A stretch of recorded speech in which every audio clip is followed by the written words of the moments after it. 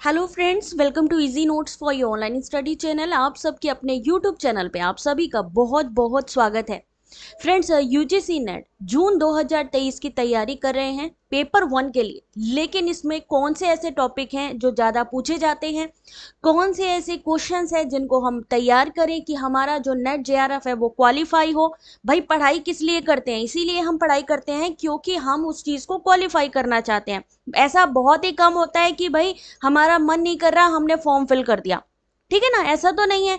तो हम जितनी देर भी पढ़ाई करें, जितनी देर भी क्लास लें, उतनी देर में कुछ ना कुछ हमें नया सीखने को मिले, कुछ ऐसा सीखने को मिले जो कि आपके लिए फ्रूटफुल हो। तो आज की ये क्लास आपके लिए वैसी ही है। तो जल्दी से सब लोग एक बार लाइव आ जाइए और एक बार मुझे कंफर्म कर दीजिए कि आप लोगों को प्रॉपर दिख रहा है या नहीं, ऑडियो विजुअल क्लियर है या नहीं। एक बार जरा कंफर्म कर दीजिए, फिर हम स्टार्ट करते हैं आज के इस टॉपिक को। बहुत इंपॉर्टेंट है।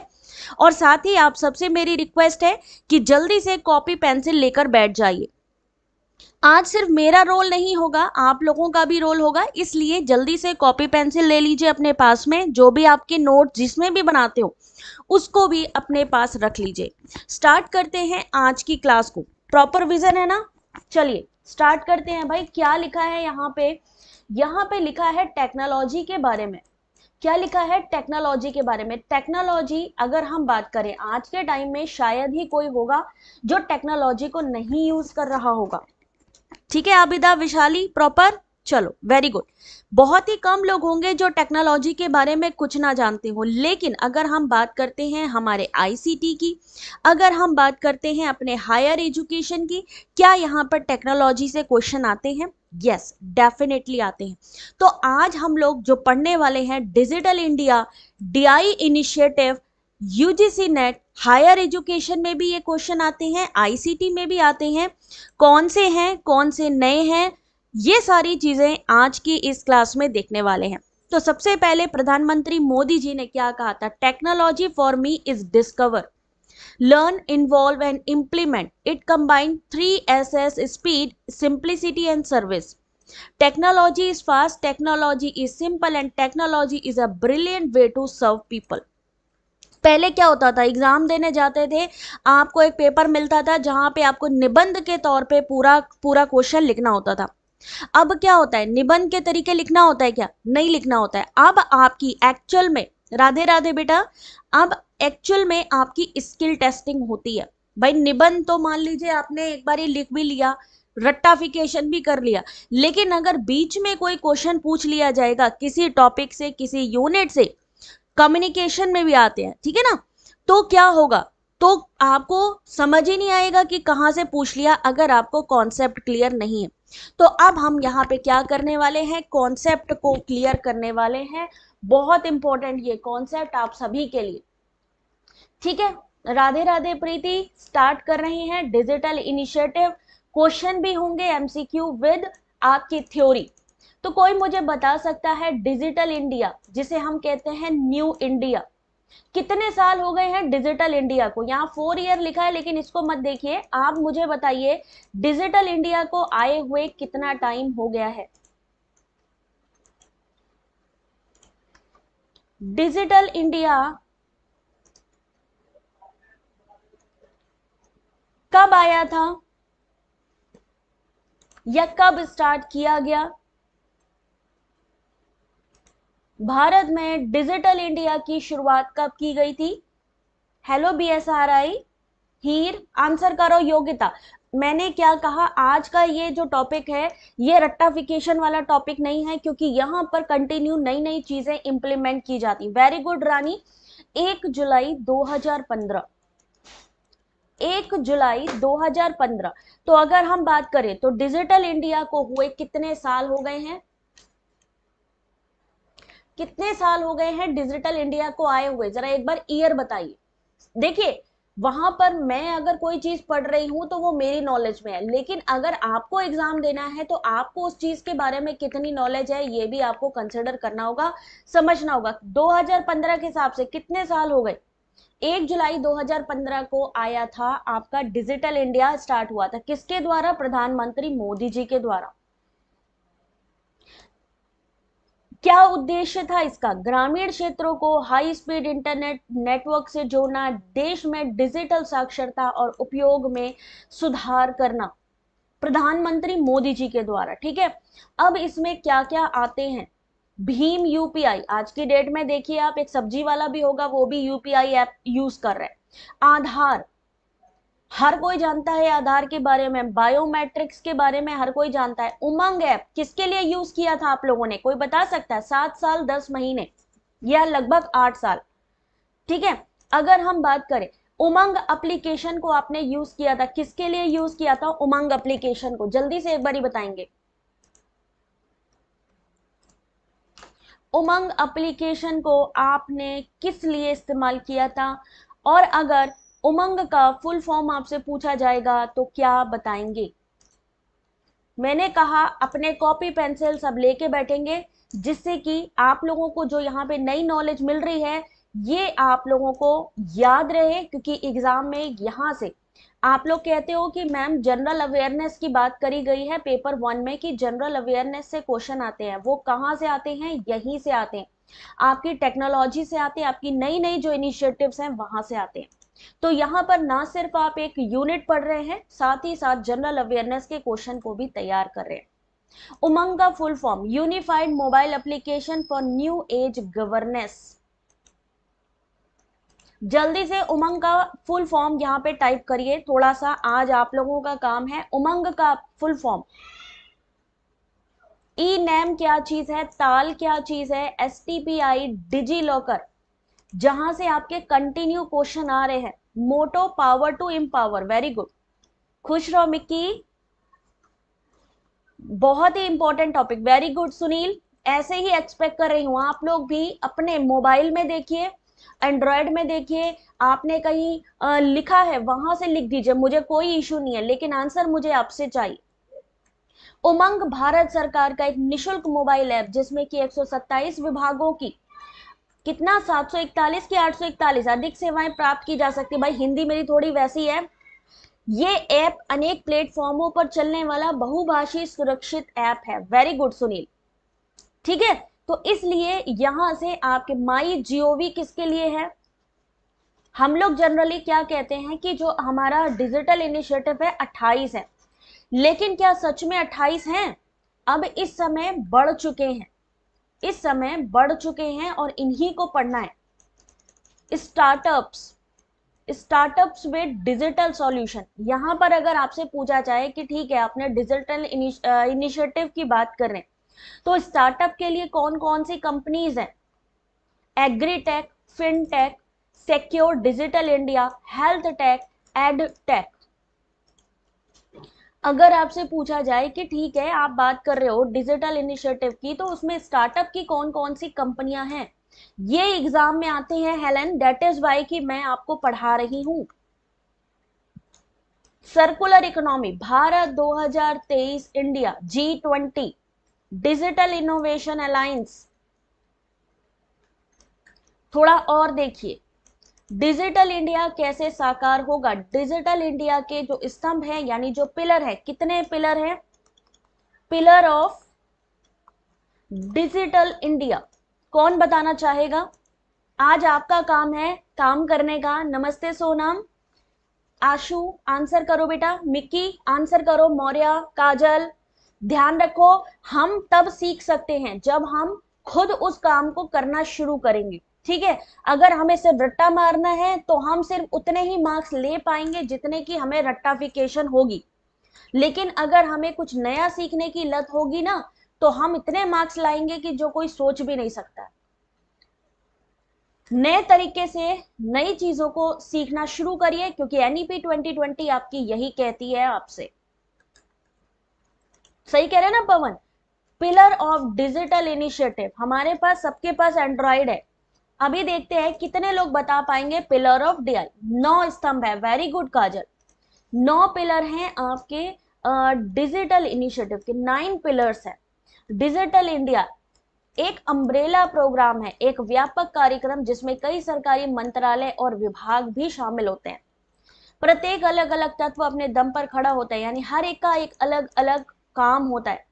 DITIC DTVI यानी डिजिटल इंडिया को इलेक्ट्रॉनिक्स और सूचना प्रौद्योगिकी विभाग द्वारा किए गए समग्र समन्वय के साथ पूरी सरकार द्वारा लागू किया जाना है। डिजिटल इंडिया 9 स्तंभ broadband highway, universal access to mobile connectivity, public internet access programme, e governance, reforming government through technology, e Kranti, सेवाओं की इलेक्ट्रॉनिक डिलीवरी 9 स्तंभों में आता है। यहां तक कि आपका एक क्वेश्चन ई गति से भी पूछा गया था कि ई गति क्या है। सेम ऐसे ही ई क्रांति के बारे में आपसे पूछा जाता है कि ये क्या है। 9 पिलर्स कौन कौन से हैं? Very good, digital India Bharti और सुनील ने, लेकिन सुनील ने सबसे पहले दिया, इसलिए सुनील का मेरे को यहाँ पे पिन करना होगा कमेंट, क्योंकि सबसे पहले दिया। भारती ने भी सेम दिया, बट क्योंकि जिसका पहले बढ़िया एक्सप्लेनेशन होगा उसको पहले पिन किया जाएगा। याद रखिए डिजिटल इनिशिएटिव, यहां से क्वेश्चन आपका 100% उठाया जाएगा। डिजिटल इंडिया अम्ब्रेला प्रोग्राम है that covers multiple government ministries and departments. It waves together a large number of ideas and thoughts into a single comprehensive vision so that each of them can be implemented as a part of larger goal. दैती का full form कभी कभी पूछा जाता है, कभी कभी मैती का full form पूछा जाता है, तो क्या आप बता सकते हैं ये दैती मैती होता क्या है? Full form of DeitY and Maiti.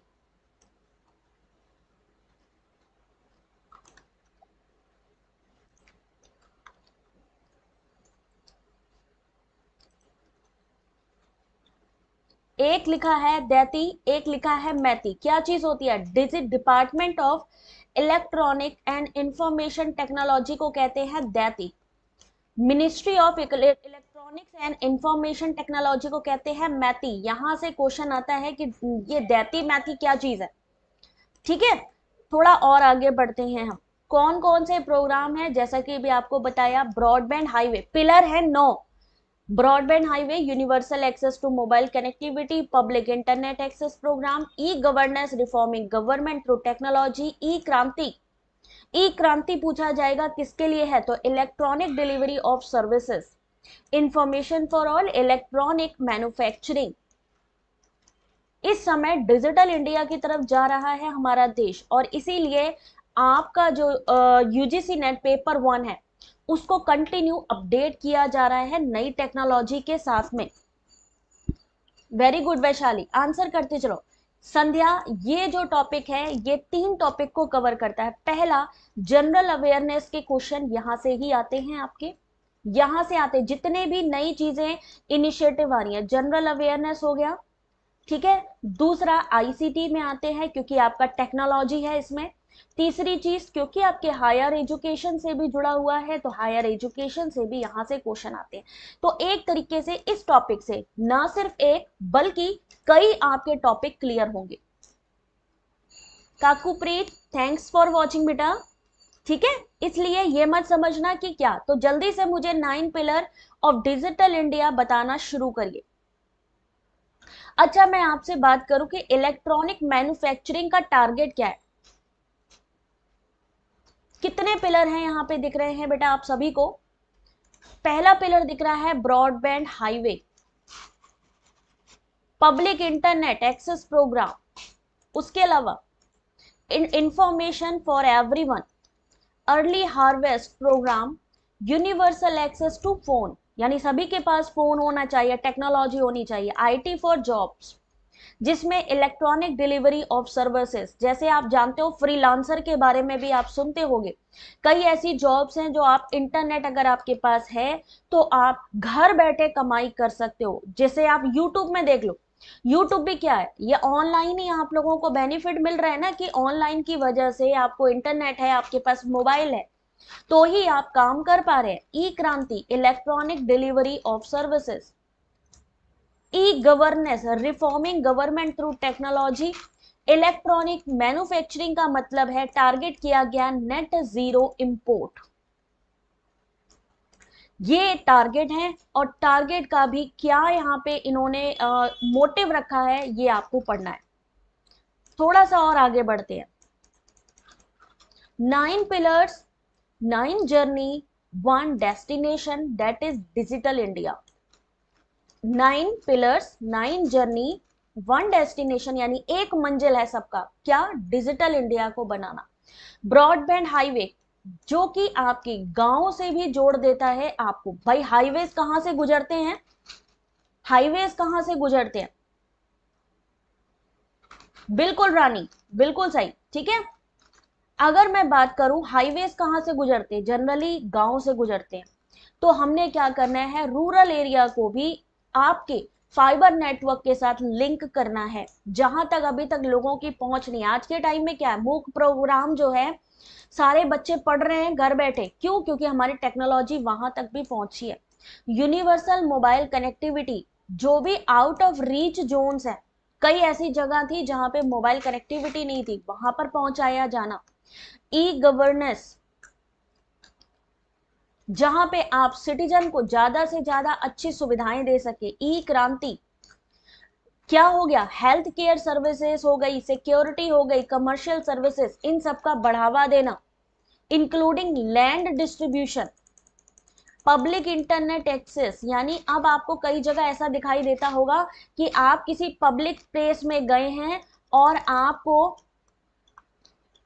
Free wifi मिल रहा होगा। आप में से वो लोग हाथ उठाइए जिन्होंने इस चीज को फील किया है कि आप किसी पब्लिक प्लेस में गए हैं और वहां पे आपको फ्री इंटरनेट कनेक्शन मिल रहा है या फ्री वाईफाई मिल रहा है। That is public internet access programme. कितने लोगों को मिल रहा है?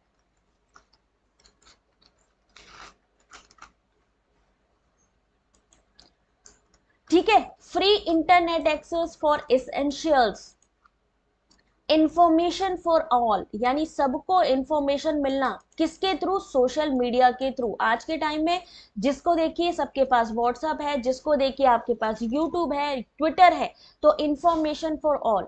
आईटी फॉर जॉब्स, किस लिए? आप अगर आपकी अच्छी स्किल्स होगी तो आप घर बैठे भी काम कर सकते हैं, ठीक है, आपकी स्किल्स को बढ़ावा देना। इलेक्ट्रॉनिक मैन्युफैक्चरिंग, आप जानते हैं कि पहले हमारे पास जितनी भी टेक्नोलॉजी थी, जितने भी उसके स्पेयर, या हम बात करते हैं हार्डवेयर या सॉफ्टवेयर, बाहर से हम इंपोर्ट करते थे, है ना। रेलवे स्टेशन हो गया, वहां पे हमें फ्री मिल रही है। क्यों मिल रही है? क्योंकि ये भी डिजिटल इंडिया का एक हिस्सा है। आज की डेट में कई ऐसे मोबाइल हैं जो हमारे देश में बन रहे हैं, कई ऐसी टेक्नोलॉजी है जो हमारे देश में बनाई जा रही है। Early harvest programmes for childrens, short term program for transformation such as biometric attendance and lost and found portals for children। क्या आप बता सकते हैं कि कई ऐसे प्लेटफॉर्म बनाए गए हैं कि मान लीजिए जहां पर एक बायोमेट्रिक अटेंडेंस बनता है। बायोमेट्रिक अटेंडेंस का क्या मतलब होता है कि अगर आप 10 बजे का टाइम है ऑफिस पहुंचने का, मान लीजिए 8 बजे का टाइम है आपके स्कूल पहुंचने का, तो आपकी अटेंडेंस तब स्वीकार की जाएगी जब आप उस पर जो है टच करेंगे। बायोमेट्रिक यानी आपका थंब इंप्रेशन मांगेगा, ठीक है। दूसरी बात, मान लीजिए कई बच्चे क्या होते थे कि खो जाते थे। क्या आप बता सकते हैं उस पोर्टल का नाम जहां पर आप खोए हुए बच्चों को प्राप्त करने के लिए वहां पे कंप्लेन दे सकते हैं, या फिर उस चीज को जो है उसके थ्रू आप अपने कनेक्टिविटी बढ़ा सकते हैं, उसको ढूंढ सकते हैं? क्या आप ऐसा कोई प्लेटफॉर्म जानते हैं? थैंक यू आबिदा, ठीक है। तभी घर बैठे पढ़ रहे हैं। तो हमें सिर्फ बेटा पढ़ना नहीं है, मैंने पढ़ना नहीं है भाई, मेरे को तो यार ये चीज कहीं भी मिल जाएगी, हम गूगल भी सर्च मार लेंगे, हम कुछ भी कर लेंगे। कई लोग कहते हैं मैम मेरे पास बुक्स हैं, मैं क्या उसको पढ़ के क्वालिफाई कर लूंगा? क्या लगता है सिर्फ बुक्स पढ़ने से क्वालिफाई हो जाओगे? आज की डेट में भाई साहब ये कौन सी बात कर रहे हैं? ये आपको यूपीएससी लेवल का काम कर रहे हैं, जहां पे आपकी थिंकिंग को डेवलप, मतलब क्रिटिकल थिंकिंग को चेक कर रहे हैं। मिसिंग इंफॉर्मेशन दे सकते हैं, हाँ कहाँ पे दे सकते हैं प्रीति? क्या उस पोर्टल का नाम बता सकते हैं आप? हमें नहीं पता, क्यों? क्योंकि हम अभी भी अपडेटेड नहीं है। दैट इज वाई कि जब हमारे सामने एग्जाम में ऐसे क्वेश्चंस आते हैं तो हम फंस जाते हैं। माई जीओवी हमें पता ही नहीं है। माई जीओवी, अगर हम बात करें आधार, 100.5 करोड़ रजिस्टर्ड हो चुके हैं आधार प्रोग्राम में। माई जीओवी यानी मेरी सरकार 19.3 लाख उसमें है। दिशा की बात करें, दिशा दिशा क्या है? डिजिटल साक्षरता अभियान के अंतर्गत आता है। उसके अलावा कई चीजें, डिजी लॉकर। उत्साह से इस बार फुल फॉर्म पूछा गया था, उत्साह का फुल फॉर्म पूछा गया था, कोई बता सकता है उत्साह का फुल फॉर्म?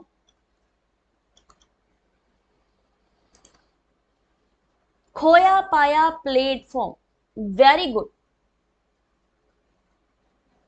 खोया पाया सबसे पहले किसने बोला? वैशाली ने बोला खोया पाया प्लेटफॉर्म, वेरी गुड।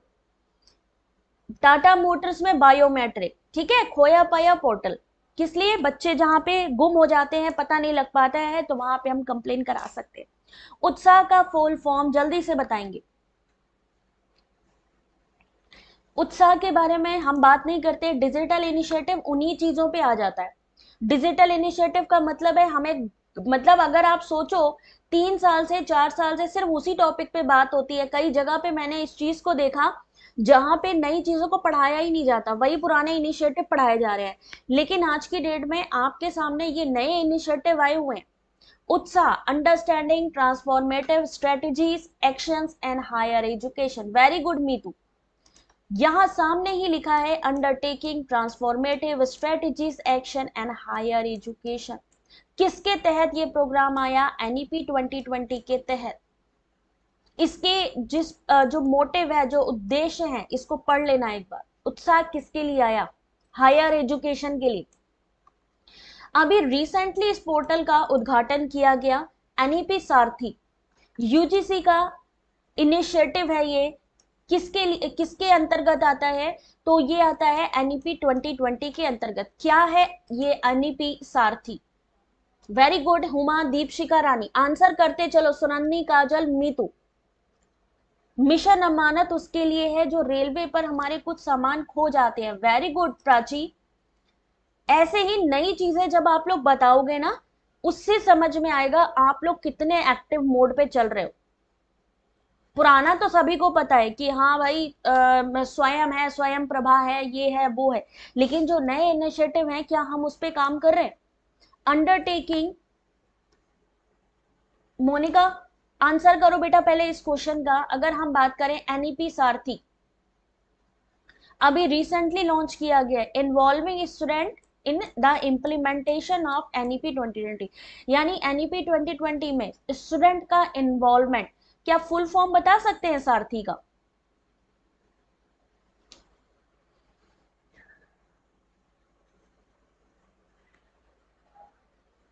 सारथी का फुल फॉर्म, हुमा आ रहा है बेटा क्वेश्चन यहां से। एनईपी सारथी अभी यूजीसी के चेयरमैन ममिदला जी ने इसका लॉन्च किया था। एनईपी सारथी, अब यहां से आता है क्वेश्चन आपका, एनईपी सारथी किसके लिए है और इसका full form? Student ambassador for academic reform in transforming higher education in India. आपका यहां पे है इसका पूरा का पूरा full form, for academic purpose. That is why ये टॉपिक आपके डिजिटल इनिशिएटिव के बहुत इंपॉर्टेंट है आप सभी के लिए। अभी जरा वो लोग हैंड्स अप करो जिनको लग रहा है कि यार इस आज की जो क्लास है ना ये कुछ अलग ही है। किसको लग रहा है कि ये जो क्लास है ये बहुत इंपॉर्टेंट है और हमने इस टॉपिक पे अभी तक इस तरीके से डीपली स्टडी नहीं करी है? वो लोग हाथ उठाओ। जिन्होंने करी है उनकी तो बात नहीं है, कोई बात नहीं है, मुझे पता है 100 में से 10% है जिन्होंने ये सब पढ़ा है, ओनली 10%, बाकी 90% अभी भी इस तरफ नहीं देख रहे हैं। जबकि आप जानते हैं कि ऑलरेडी एनटीए कहता है कि हम आपका जो नया जनरल अवेयरनेस है उसको भी हम इन्वॉल्व करेंगे इसमें। नया पढ़ने को मिल रहा है, वेरी गुड, वेरी गुड। अभी और आगे आगे नया पढ़ने के लिए रेडी रहो, ठीक है। तो पहले जरा क्वेश्चन के आंसर तो करो। डिजिटल इनिशिएटिव का क्वेश्चन नंबर 1, राम नरेश समझ आ रहा है बेटा? अब एक क्वेश्चन आपके सामने मान लीजिए मैंने रखा, मैंने नहीं रखा, एनटीए ने रखा, और प्रशांत बेटा आंसर करो। A wide range of ICT services including nationwide communication network for decentralised planning, improvement in government service and wider transparency of national and local government is offered by, यानी कि विकेंद्रीकृत योजना सरकारी सेवाओं में सुधार और राष्ट्रीय स्थानीय सरकारों की व्यापक पारदर्शिता के लिए राष्ट्रव्यापी संचार नेटवर्क सहित आईसीटी सेवाओं की एक विस्तृत श्रृंखला की पेशकश किसके द्वारा की जाती है? इंपॉर्टेंट है। हाँ शबनम मैं देखती हूँ बेटा, उसमें मुझे खुद समझ में नहीं आ रहा, मुझे लग रहा है कि मैंने उसमें टेलीग्राम पे मैंने रिस्ट्रिक्शन लगाई हुई थी कि कोई भी कुछ ऐसी एक्टिविटीज ना हो ऑटोमेटिकली रिमूव वाला, क्योंकि बहुत से बच्चों के मेरे पास आए हैं कि रिमूव वाला, तो उसी वजह से हो सकता है टेलीग्राम कर रहा होगा। ठीक है, तो परेशान ना हो, अपने आप टेलीग्राम उसको आपको एक्सेप्ट कर लेगा, मे बी कुछ टाइम के लिए आपको रिस्ट्रिक्ट किया गया होगा, डोंट वरी। हिंदी में देखिए, कुछ लोग क्या कर रहे थे ना, ग्रुप में से जो क्विज हैं वो शेयर कर रहे हैं दूसरी तरफ, या मेंबर्स शेयर किया जा रहा है, तो ये आपके जो टेलीग्राम है, ये जो सिक्योरिटी सर्विसेज रहती है टेलीग्राम की, वो चेक करता रहता है, फिर वो रिमूव करना शुरू कर देता है, दैट इज वाई ये इशू आ रहा होगा। चलिए, ये क्वेश्चन सही आंसर है ऑप्शन नंबर 4, राष्ट्रीय सूचना विज्ञान केंद्र। किसने करा है ऑप्शन नंबर 4 को करेक्ट आंसर? उससे पहले नहीं शबनम, मेरा जो है मैंने 6 महीने पहले से ही इस चीज पे काम करना शुरू कर दिया था, और मैंने इस चीज को टेलीग्राम पे बहुत बार आप लोगों को सबको रिमाइंडर दिया था कि ऑटो मोड पे रिमूव हो जाएंगे बिना किसी इंफॉर्मेशन के, इन केस कोई भी एक्टिविटीज हुई। तो अब वो टेलीग्राम के ऊपर है कि वो क्या करेगा। ठीक है, चलो कोई बात नहीं, पीडीएफ तो वेबसाइट पे आपको मिल ही रही है, टेंशन ना लो, टेलीग्राम अपने आप ही आपको रिलीज कर देगा, टेंशन नहीं। राष्ट्रीय सूचना विज्ञान केंद्र के द्वारा विकेंद्रीकृत योजना सरकारी सेवाओं में सुधार और राष्ट्रीय स्थानीय सरकारों की व्यापक पारदर्शिता के लिए राष्ट्रव्यापी संचार नेटवर्क आईसीटी सेवाओं की विस्तृत श्रृंखला को पेश करती है।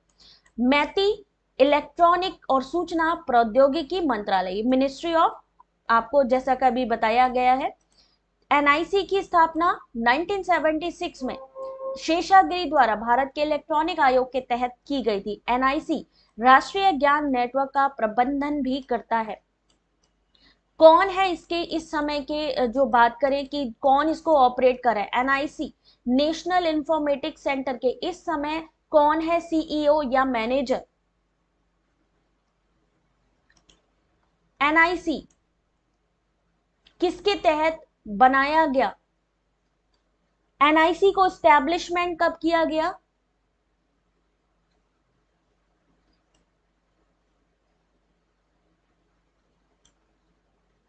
पच्चीस 26 की नहीं खुल रही है, मैं चेक करती हूं, ध्यान से देखो, अगर अभी नहीं पढ़ोगे फिर समझ में नहीं आएगा। क्वेश्चन नंबर 2 जल्दी से आंसर करो इस मैचिंग का। ज्ञानवाणी, ज्ञान, ई पाठशाला, एनसीटीई।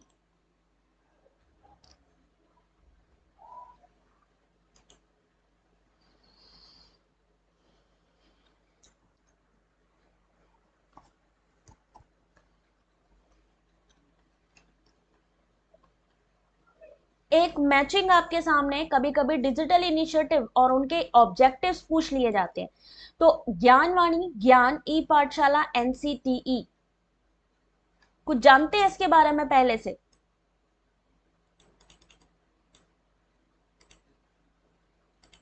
पर यहां पे अगर हम बात करें 10 से 15 दिन में एग्जाम होने वाला है। कितना टाइम बाकी है एग्जाम होने में? 13 जून से एग्जाम है, और आज हो गई है 27 तारीख, 27 मई, 13 जून से एग्जाम है। क्या हमने इस टॉपिक को पढ़ा है? ज्ञानवाणी, ज्ञान, ई पाठशाला, एनसीटीई। अगर पढ़ा है तो इसका आंसर बिल्कुल सही होना चाहिए, आंसर पता होना चाहिए कि क्या होगा।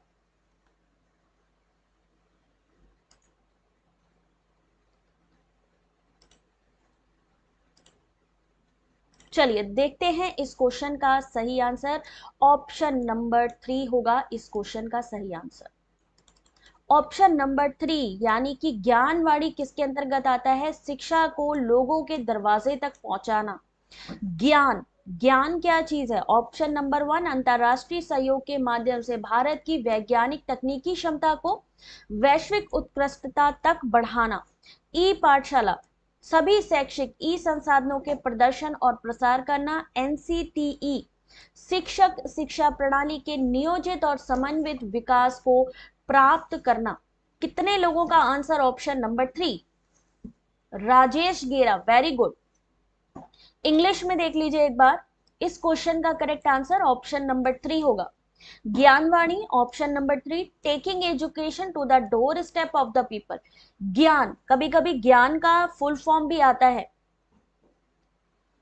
ज्ञान का फुल फॉर्म भी आता है, ठीक है। Gyan option number 1, elevating India scientific technological capacity to global excellence through international collaboration. E Pathshala, showcasing and disseminating all educational e-resources. NCTE, achieve planned coordinated development of the teacher education system.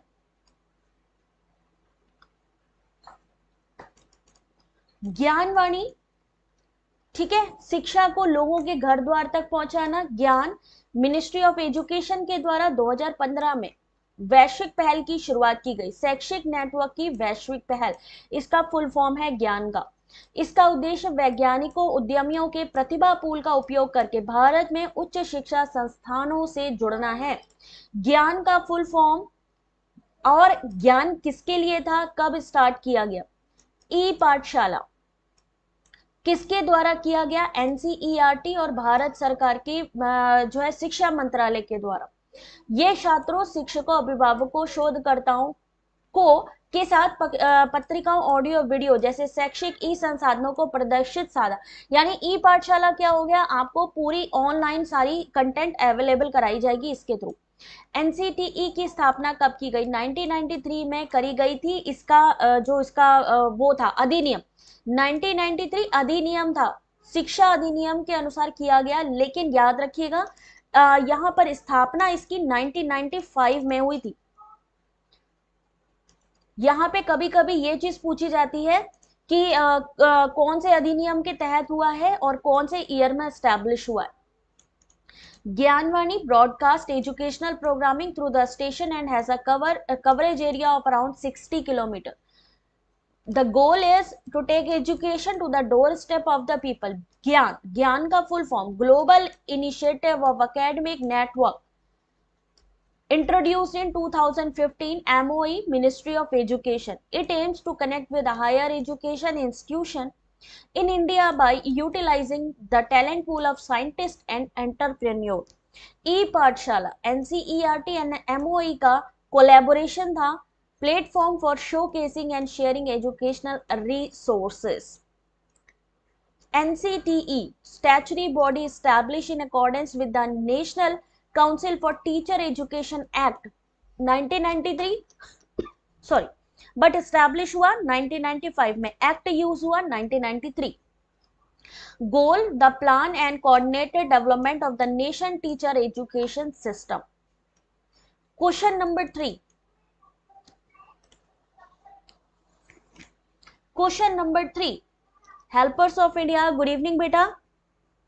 हाँ रानी, don't worry, सारी चीजें मैं आपको जल्दी जल्दी ही solve करा रही हूँ। आज की ये क्लास थोड़ी लंबी जरूर होगी, बट आप ट्रस्ट करना कि डिजिटल इनिशिएटिव आपको दोबारा सोचने की जरूरत नहीं पड़ेगी। इसीलिए ये जो क्लासेस हैं इस समय मैं ले रही हूँ एमसीक्यू विद थ्योरी ले रही हूँ, और इसी वजह से इसमें आपको टाइम लग सकता है इन क्लासेस के लिए, क्योंकि टाइम कम है और सिलेबस को कवर करना है। स्टेशन विभिन्न शैक्षिक संस्थानों, गैर सरकारी संगठनों, राष्ट्रीय स्तर के संस्थानों जैसे कि इग्नू, एनसीईआरटी, यूजीसी, आईआईटी के द्वारा योगदान किए गए दैनिक कार्यक्रमों की पेशकश करते हैं।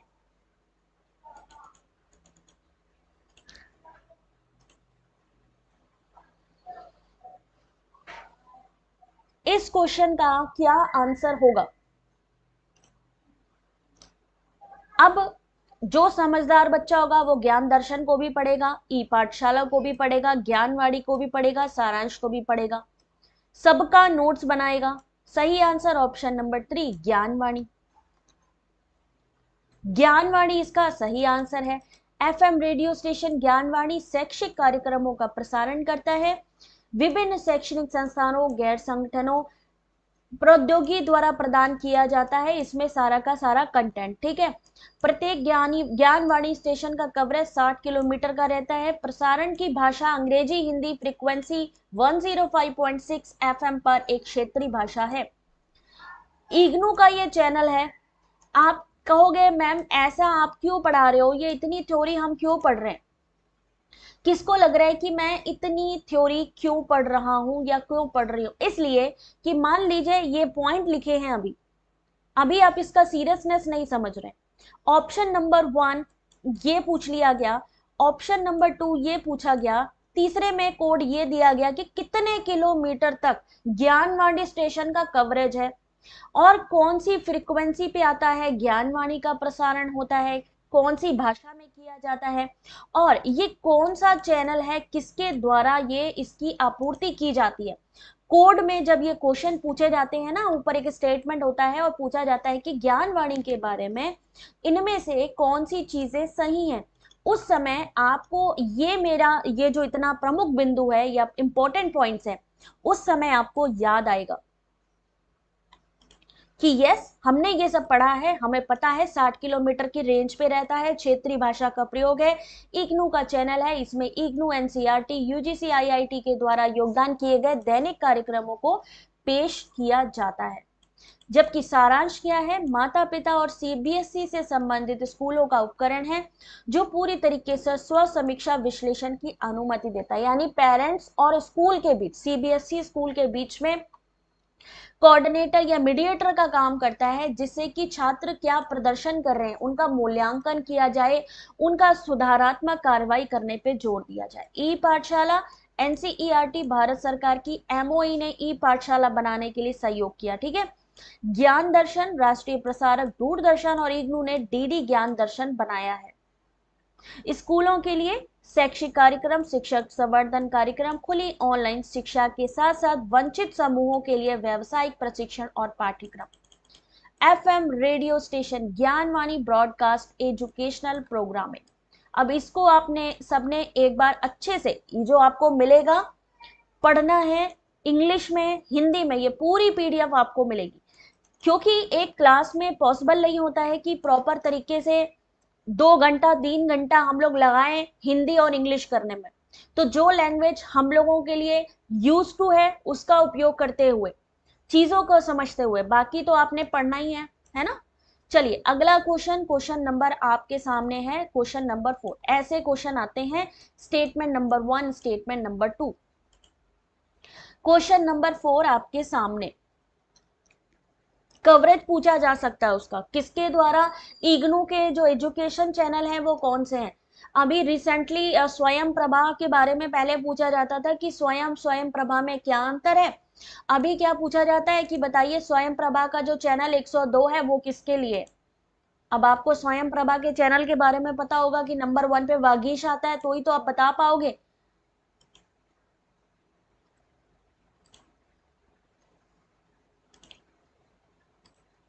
जल्दी से इस क्वेश्चन को हिंदी में देखिए, पीडीएफ वेबसाइट से डाउनलोड करनी है, मैं अभी आप लोगों को बता दूंगी कैसे डाउनलोड करना है। दीक्षा स्वयं प्रभा ई लर्निंग प्लेटफॉर्म है। स्टेटमेंट 2 है कि 2020 यानी भी 2020 ने ऑनलाइन शिक्षा के लिए पायलट अध्ययन करने के लिए राष्ट्रीय शिक्षा तकनीकी मंच यानी एनईटीएफ की पहचान करी है।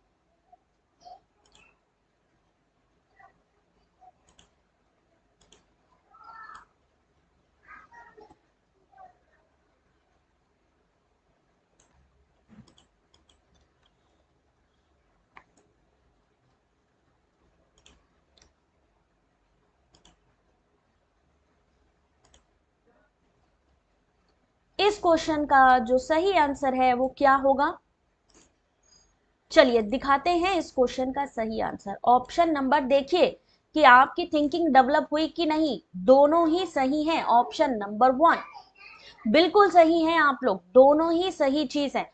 यानी आप जानते हैं कि दीक्षा स्वयं और स्वयं प्रभा ई लर्निंग प्लेटफॉर्म है। कल मैंने दीक्षा का फुल फॉर्म भी बताया था। स्वयं ऑनलाइन मंच है, दीक्षा स्कूली शिक्षा के लिए गुणवत्तापूर्ण ई लर्निंग कंटेंट प्रोवाइड करता है, ई लर्निंग सामग्री प्रदान करता है। स्वयं ऑनलाइन शिक्षण मंच है जो स्कूल, स्नातक, स्नाकोत्तर, सतत शिक्षा स्तरों पर पाठ्यक्रम प्रदान करता है। स्वयं प्रभा में कितने चैनल हैं? 34 डायरेक्ट टू होम चैनलों का समूह है। दूसरा स्टेटमेंट कि राष्ट्रीय शिक्षा तकनीकी मंच एनईपी 2020 के अंतर्गत आया, बिल्कुल सही बात है, ऑफलाइन शिक्षा के लिए है ये। एनईएफटी एनईटीएफ ऑफलाइन शिक्षा के लिए है। Swayam study webs of active learning for young aspiring mind, जल्दी से मुझे बताएं स्वयं को लॉन्च कब किया गया? वेरी गुड शिवानी, स्वयं को कब लॉन्च किया गया?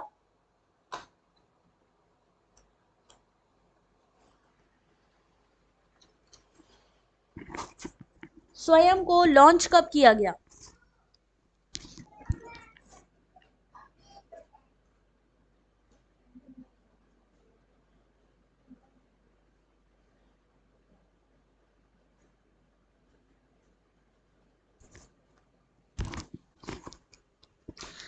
Digital infrastructure for knowledge sharing, दीक्षा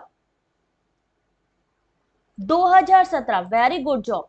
2017 स्वयं का फुल फॉर्म आता है, किसके द्वारा लॉन्च किया गया? मानव संसाधन मंत्रालय। मानव संसाधन मंत्रालय का नया नाम क्या है? एमएचआरडी का नया नाम क्या है? अब भाई वो तो कहीं से भी उठा के पूछेंगे, हम तो आपको कॉन्सेप्ट पढ़ा रहे हैं। गुड इवनिंग सुधीर, बेटा बहुत इंपॉर्टेंट क्वेश्चंस हैं, सब लोग देखो। एमएचआरडी का नया नाम है मिनिस्ट्री ऑफ एजुकेशन, या हम कह सकते हैं शिक्षा मंत्रालय।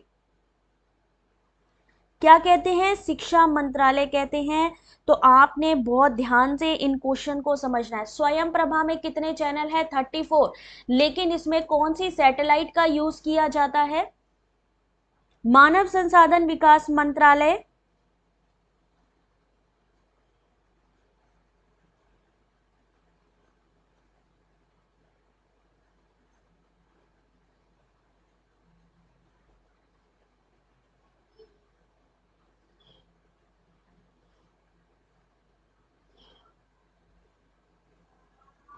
मिनिस्ट्री ऑफ एजुकेशन, बिल्कुल ठीक है, बट स्वयं प्रभा कौन सी सैटेलाइट के द्वारा ऑपरेट की जाती है? जी सेट 15, जी सेट 15, ठीक है, वेरी गुड। 24x7 उच्च गुणवत्ता वाले शैक्षिक कार्यक्रमों के प्रसारण के लिए समर्पित। दीक्षा का फुल फॉर्म क्या होगा वो आपने ध्यान रखना है। शिक्षकों, छात्रों, माता पिता को निर्धारित स्कूल पाठ्यक्रम से संबंधित आकर्षक शिक्षण सामग्री, ई कंटेंट प्रोवाइड करना। एनईपी 2020 में एक स्वायत्त निकाय की स्थापना की परिकल्पना की गई, जिसमें एनईटीएफ था। शिक्षा मूल्यांकन योजना प्रशासन इस तरह दोनों के लिए प्रौद्योगिकी के उपयोग पर विचार के मुक्त आदान प्रदान करने के लिए इस मंच की स्थापना की गई। ठीक है, तो दोनों ही पॉइंट आप सभी के सामने हैं, दोनों ही क्वेश्चन के एक्सप्लेनेशन है आपके सामने, सिर्फ आपको इसको पढ़ना है। ठीक है, अगला क्वेश्चन आप लोगों के सामने डाल रही हूं।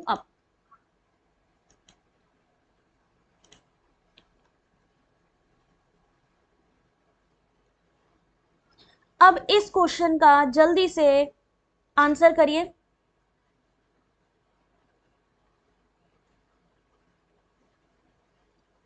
और जिसको भी लग रहा है कि नहीं भाई मैम बहुत मेहनत कर रही हैं हमारे लिए, जल्दी से वीडियो को एक लाइक और एक शेयर तो जरूर कर दें।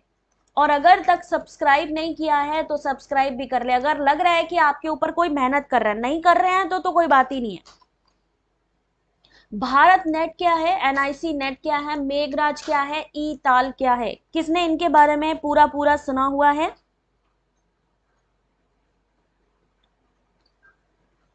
भारत सरकार की पहल, किस पहल का उद्देश्य देश की सभी 2,50,000 ग्रामीण पंचायतों को आईटी कनेक्टिविटी प्रदान करना? हाँ आबिदा, बिल्कुल मिलेगी बेटा, पीडीएफ 100% मिलेगी। काय को इतनी मेहनत कर रहे? आप लोगों के लिए ही तो कर रहे हैं, और आप लोगों को ही अगर मैं पीडीएफ ना दूं तो बेकार है। चलो, इस क्वेश्चन का सही answer option number 1 BharatNet. Question number 5 option number 1 BharatNet, जिसका की उद्देश्य क्या है? Aims to provide IT connectivity to all 2,50,000 gram panchayat in country. अब ये बाकी चीजें क्या हैं?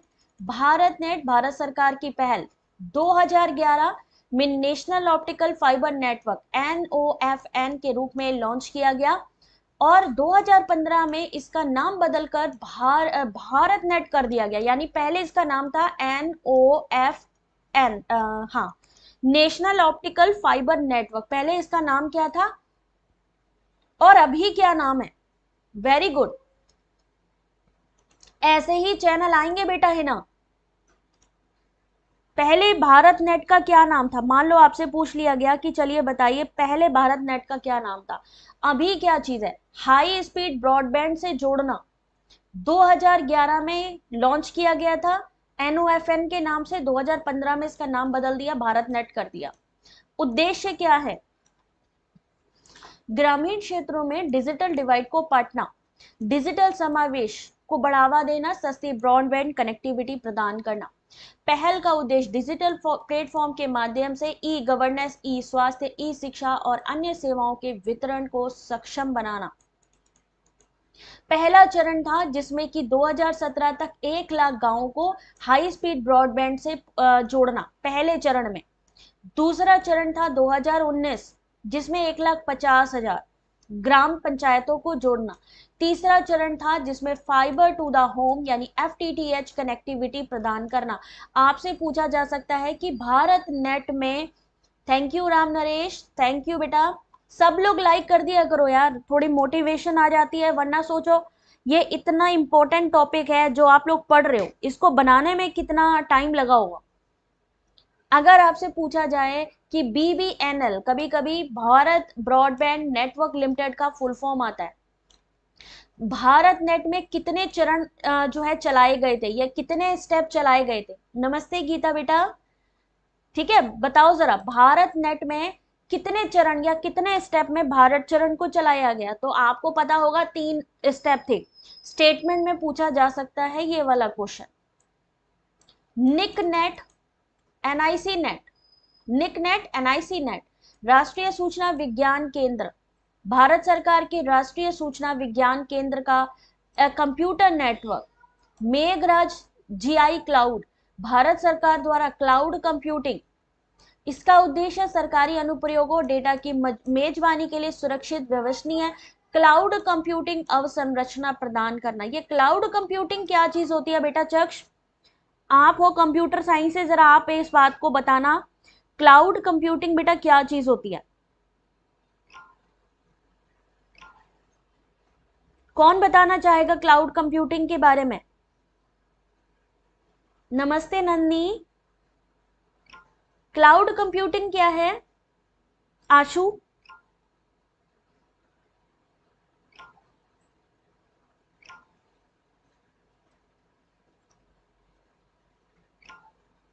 क्लाउड कंप्यूटिंग क्या चीज होती है भाई? अगर हमसे पूछ लिया गया, मेरे को नहीं पता क्लाउड कंप्यूटिंग क्या होता है, आप में से किसी को पता हो तो आज जरा अपनी मैम को बताओ क्लाउड कंप्यूटिंग क्या चीज होती है। हीर, आपको पता है? बताओ बेटा। हीर ने हाथ उठाया, लगता है वही बताएगी। कौन बताएगा क्लाउड कंप्यूटिंग? मतलब वो बच्चों की तरीके मत हो जाना जो कहते हैं हाँ भाई मुझे आता है, मुझे आता है, और जब सवाल पूछो वेरी गुड मृणालिनी, यानी कि स्टोरेज जहां पे की जाती, डेटा का स्टोरेज जहां पे किया जाता है, दैट इज क्लाउड कंप्यूटिंग। जहां पे हम स्टोरेज करते हैं, जैसे हम PDF है, अगर हम PDF भी कहीं रख रहे हैं तो उसका मतलब है कि स्टोरेज कर रहे हैं, उसी को ही हम कहते हैं क्लाउड करना, क्लाउड कंप्यूटिंग करना। डेटा स्टोरेज होता है, डेटा प्रोसेसिंग होता है। क्लाउड कंप्यूटिंग मतलब जो हवा में इंटरनेट वेब कनेक्शंस होते हैं। भाई कनेक्शंस कहाँ होते हैं? हमारे आसपास भी कनेक्शंस घूम रहे हैं, तो क्या एक तरीके के समझा जाता है कि हाँ बादल हैं चारों तरफ जो दिखाई नहीं दे रहे हैं लेकिन हैं, है ना। डेटा स्टोरेज के लिए डेटा प्रोसेसिंग, याद रखना, पूछा जाता है IAAS, PAAS और SAS, यहां से इस बार क्वेश्चन पूछा है। सेस का फुल फॉर्म बताएंगे आप लोग, IAAS का बताएंगे, PAAS का बताएंगे। ये क्या चीज है? क्लाउड कंप्यूटिंग सुविधाएं प्रदान करता है।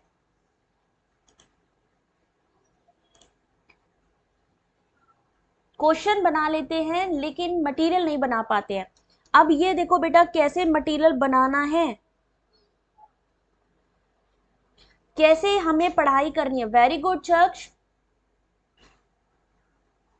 Cloud computing is the on-demand availability of computer system resources, especially data storage, computing power without direct active management by the user। बहुत बढ़िया। ये क्या चीज है? आपका जो यूजीसी नेट है, आपने कभी कभी अगर आपने ध्यान दिया हो तो वहां सेस लिखा होता है। यूजीसी नेट की साइट पे किसी ने देखा है इसको? यूजीसी नेट की साइट पे लिखा होता है सेस के बारे में, कितने प्रकार का होता है क्लाउड कंप्यूटिंग, कितने प्रकार का होता है, पूछा जाता है। भाई आंसर करो जल्दी जल्दी, इतना टाइम लगता है?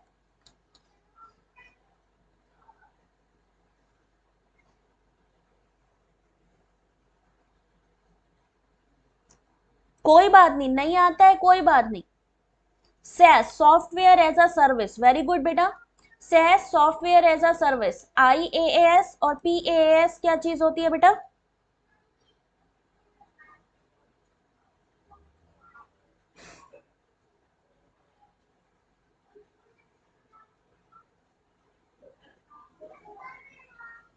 Software as a service, SaaS का फुल फॉर्म इस बार एग्जाम में आया था फरवरी मार्च के क्वेश्चन पेपर में। अगर आपने फरवरी मार्च का क्वेश्चन पेपर देखा है, फरवरी मार्च 2023 में पूछा गया क्वेश्चन है सेस के बारे में कि ये क्या होता है, इसका फुल फॉर्म क्या है। Software as a service is a cloud based software delivery model that allow end user to access software application over the internet. Very good job. ऐसे ही आपने, अब चलो जल्दी में आगे बढ़ना होगा क्योंकि टाइम कम है और ज्यादा पढ़ना है। इनके फुल फॉर्म आप याद करके बताएंगे। ई ताल क्या है? एक वेब पोर्टल जो विभिन्न सरकारी विभागों एजेंसियों द्वारा प्रदान की जाने वाली इलेक्ट्रॉनिक सेवाओं के उपयोग के वास्तविक आंकड़े प्रदान करता है। ई ताल 2013 में लॉन्च किया गया। पोर्टल लेन देन की संख्या, प्रतिक्रिया समय, सफलता दर, सरकारी विभागों द्वारा प्रदान की जाने वाली इलेक्ट्रॉनिक सेवाओं के मैट्रिक्स पर डेटा प्रदान करता है। ई ताल, इसको आपने पढ़ लेना है। NOFN कब आया? भारत नेट का पहले का नाम क्या था? कितने स्टेप या कितने फ्रेसेस में भारत नेट को चलाया गया? What is an ICNet? Meghraj, GI cloud, IAS, infrastructure as a service, PaaS, platform as a service, SaaS, software as a service. अभी देखो बेटा, यहां पे मैंने सारी चीजों के फुल फॉर्म बता दिए हैं। अगर आपसे पूछे जाएं, आप आराम से कर लेना। ये तीनों चीजें, तीनों के फुल फॉर्म, सेस, पैस और IAAS, ये तीनों के फुल फॉर्म आपके सामने क्लाउड सर्विसेज हैं, ये इनको याद रखना है। डन, आगे बढ़े। ये फुल फॉर्म यहां लिखे हैं सबके। eTAL web portal provide real-time status of the uses of electronic service offered by various department and agency, launched in 2013। अगला क्वेश्चन, क्वेश्चन नंबर 6।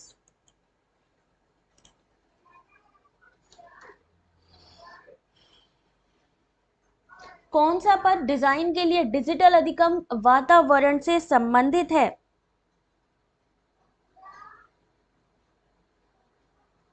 हाँ नंदनी बेटा, आपको बिल्कुल बिल्कुल PDF मिलती है। जैसे ही आप क्लास लेते हो उसके थोड़ी देर बाद मैं अपडेट कर देती हूँ।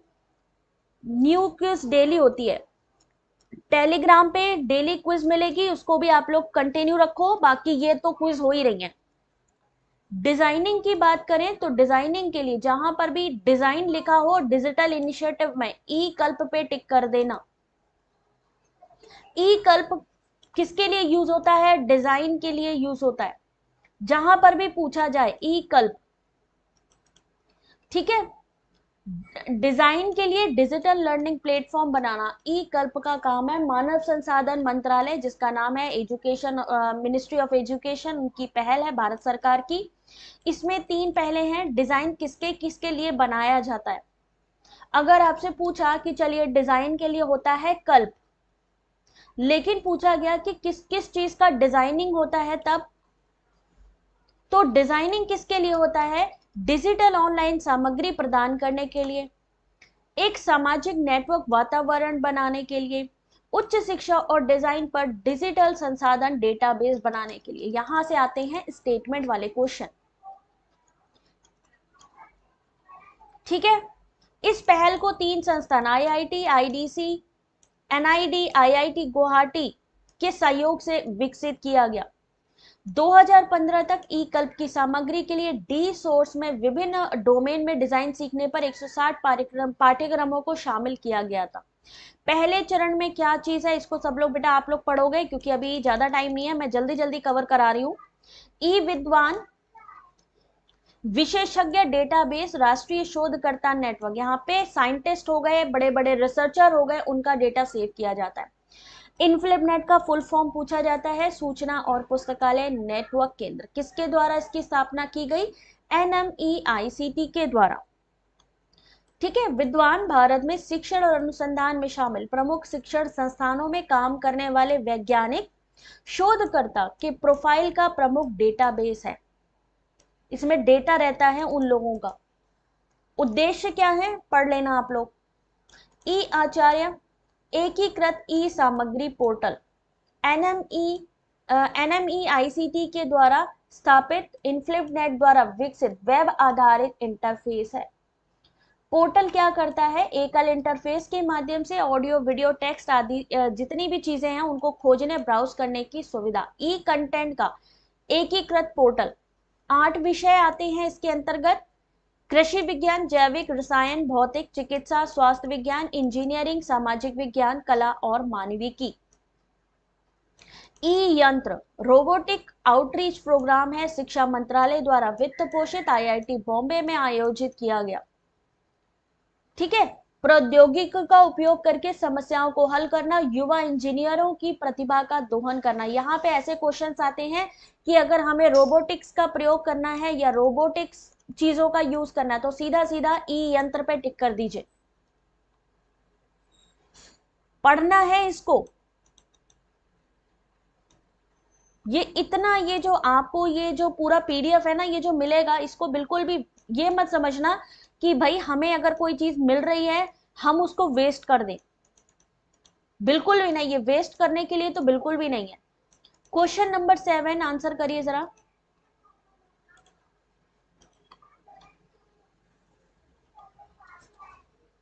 पूर्णिमा मैं बता रही बेटा, कुछ एरर आ रही है उसमें, हिंदी में समझ में नहीं आता है। हिंदी में जो लैंग्वेज है वो ऐसी है कि जिसकी वजह से अभी तो ये कुछ भी नहीं है, अभी एग्जाम में आप देखना हिंदी में और कैसा आएगा। इंग्लिश में देखो, to create scientific temperament innovation among the Indian student, central government started an ATL lab. ATL का फुल फॉर्म पूछा गया है, फुल फॉर्म ऑफ एटीएल।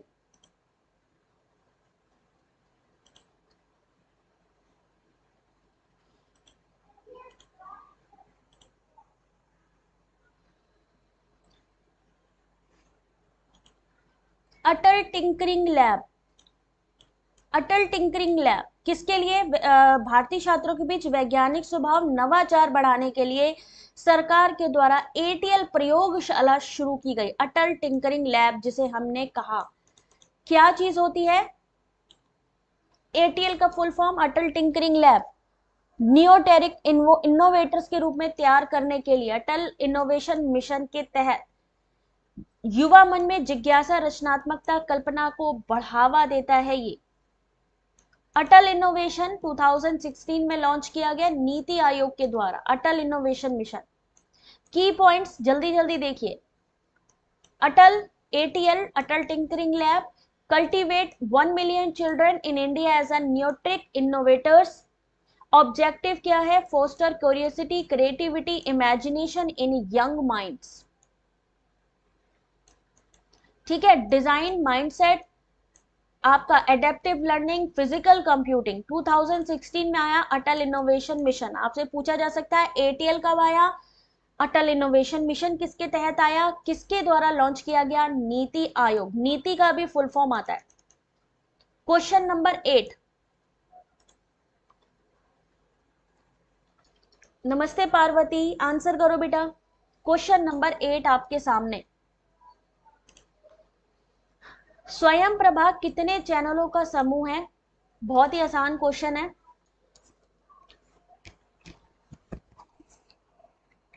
नवाचार बढ़ाने के लिए है, बिल्कुल सही अर्चना। इनोवेशन को बढ़ाने के लिए अटल का एटीएल। स्वयं प्रभा 34 डीटीएच चैनल, नीति आयोग 2016, बिल्कुल ठीक है। 34 डीटीएच चैनल स्वयं प्रभा के। जी सेट 15 के द्वारा इग्नू का फुल फॉर्म आ सकता है, या कब स्थापित हुई? ज्ञान दर्शन इसका चैनल है। अगर हम बात करें चैनल 1 में क्या चीज है आपके, ये आपके चैनल मैंने यहाँ पे पूरी पीडीएफ डाल दी है। अगर आपको लगता है कि स्वयं प्रभा के चैनल के नेम और नंबर हमें नहीं आते हैं तो भाई रट लो।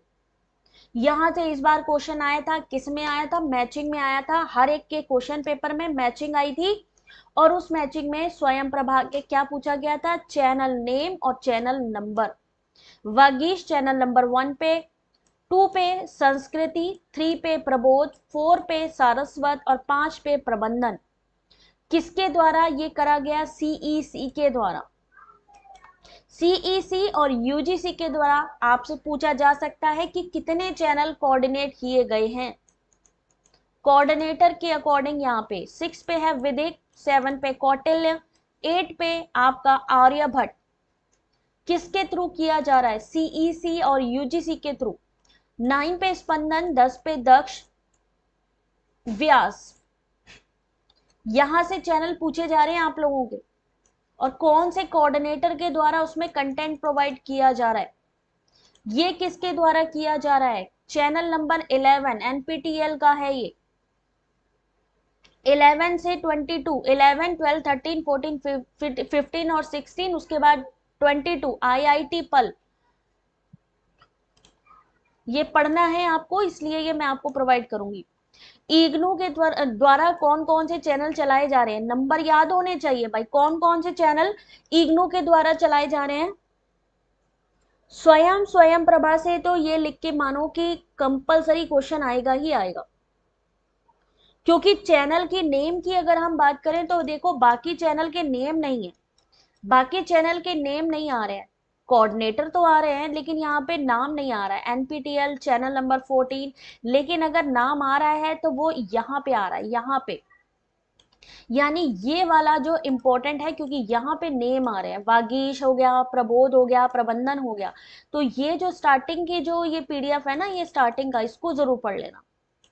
या इग्नू द्वारा पूछा जा सकता है कौन कौन से चैनल चलाए जा रहे हैं, तो यहाँ पे इग्नू लिखा है, प्रोफेशनल वोकेशनल एजुकेशन, लेकिन यहाँ आपने सिर्फ नंबर याद करने हैं, ठीक है। देखो पीएम विद्या, पीएम ई विद्या किसके लिए है? प्राइमरी एजुकेशन के लिए। किसके द्वारा चलाया जा रहा है? एनसीईआरटी के द्वारा। 1 to 8 तक, क्लास 1 to 8 तक पीएम विद्या। चैनल नंबर आपको याद होने चाहिए। फिर आपका सेकेंडरी एजुकेशन, पीएम ई विद्या आपका 1 से 8 तक। फिर आ गया PM e Vidya 9 to 10 NCERT. PM 11 से 12, PM e Vidya 11-12 for secondary education. आपसे पूछा जा सकता है कि बताइए प्राइमरी एजुकेशन के लिए पीएम ई विद्या कहां से कहां तक थी? सेकेंडरी एजुकेशन में कितने चैनल हैं? स्वयं प्रभा अगर सेकेंडरी एजुकेशन किसी को पढ़नी है तो कौन से चैनल उसके लिए अवेलेबल है? क्योंकि देखो यहाँ डेटा कम है, इसलिए इसको पूछा जा सकता है कि आपको पूछा गया सेकेंडरी एजुकेशन के कौन से चैनल हैं, तो चैनल नंबर 31, 32। चैनल का नाम क्या है? PM e Vidya 9 and 10। Higher secondary के लिए channel number 33, 34। PM e Vidya 11, class 11 के लिए, क्लास 12 के लिए। नंदनी इसको बेटा जब तक 2-3 बार आप पढ़ोगे नहीं ना, ये चीजें समझ में नहीं आएंगी और रट्टाफिकेशन तो बिल्कुल नहीं होगा। तो धीरे धीरे इनको आपको पढ़ना तो पड़ेगा ही, क्योंकि यहाँ से एक आ रहा है कंपलसरी क्वेश्चन इस बार का। अगर आप लोगों, इसीलिए मैं कहती हूँ PYQ जरूर उठा के देखो। अभी 2023 के मैंने करवाए हैं और उसमें आपको खुद पता लगेगा कि ये जो चीज आपको पढ़ाई जा रही है ये कितनी इंपॉर्टेंट है आपके लिए। तो DTH चैनल BSIG यानी कि बिसाग गांधीनगर से जुड़ा है।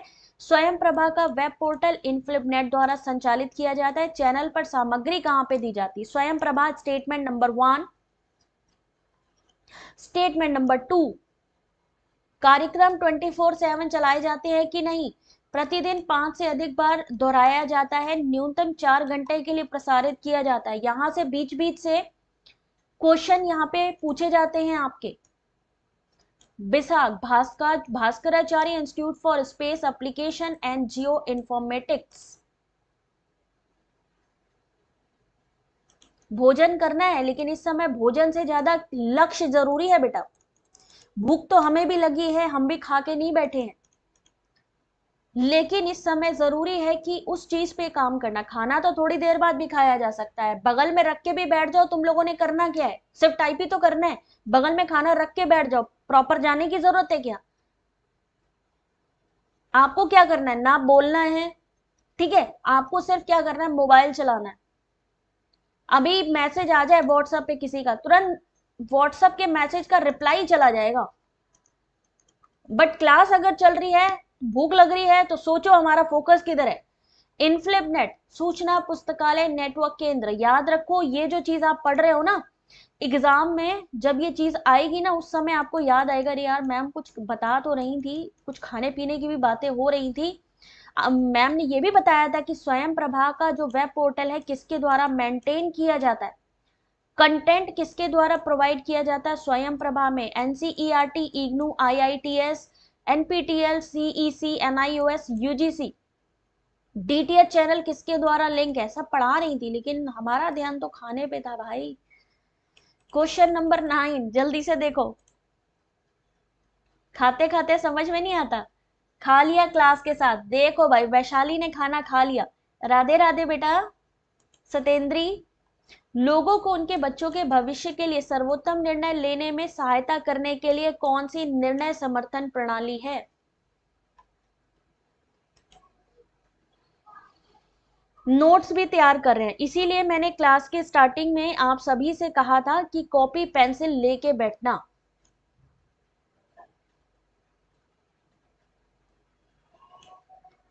जो IAS PCS की तैयारी करते हैं ना, अभी आपने देखा होगा IAS PCS की जो तैयारी करते हैं ना, जब उनका एग्जाम आता है बेटा, उनको भूख लगना बंद हो जाती है। जो सिलेक्शन होते हैं, जिनके सच में सिलेक्शन होते हैं, या वो लोग ऐसे मैनेज करते हैं। एक माँ को देखा है आपने कभी? मम्मी को देखा है कभी? वो क्या करती हैं? वो घर के काम भी करती हैं, हाउस होल्ड वर्क भी करती हैं, उसके साथ साथ पता चला उनके कपड़े भी धुलाई चल रही है, उसके साथ वो खाना भी बना रही हैं। और खाना बनाने के साथ साथ हो सकता है उनके पास इतना समय ना हो कि वो खाना खा पाए, तो को चलते चलते वो खाना भी खा रही होंगी। किसकी मम्मी ऐसा करती है? मेरी मम्मी तो 100% ऐसा करती है, उनके पास टाइम ही नहीं होता है।